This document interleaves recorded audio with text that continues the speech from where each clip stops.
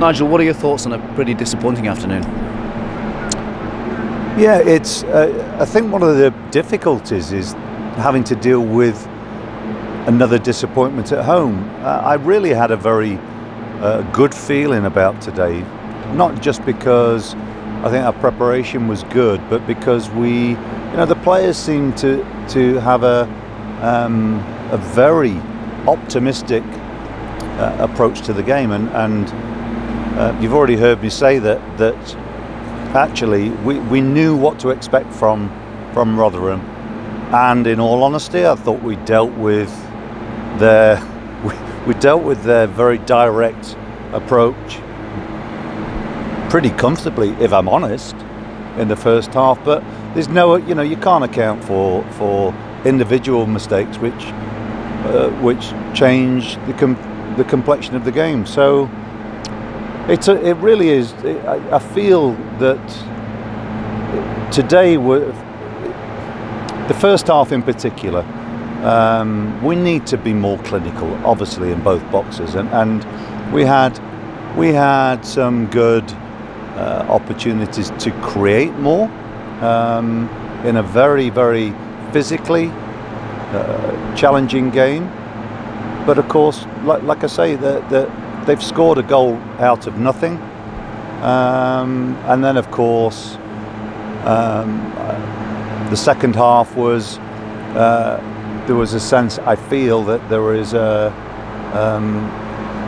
impatience sometimes to rectify things, and that's where we have to be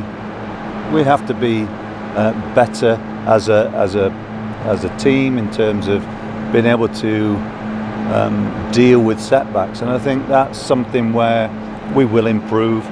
I honestly do not feel this anxiety that people want to talk about.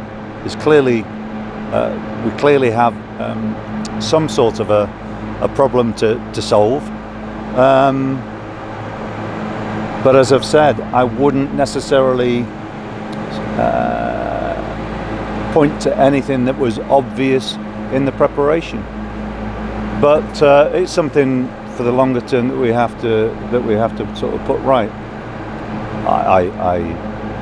I like everybody else, misses having our own fans in the stadium, and so we look forward to that. But in the meantime, for the rest of the season, it's very important that our not just attitude, but our goals for the rest of the season are to finish with positivity. Results like today don't help, of course, but we'll find the solutions. It's never easy to lose players to injury. Thomas Callas after 25 minutes, Callum at the end. Yeah. How are they, and what kind of effect did certainly Thomas's departure have on the game? How can you quantify that? It's very difficult, but my view on that would be, it happens, deal with it. So regardless of what I think about that sort of a situation, I don't ever want there to be a feeling of look for excuses. It's a part and parcel of the modern game. It was a very, very physical game.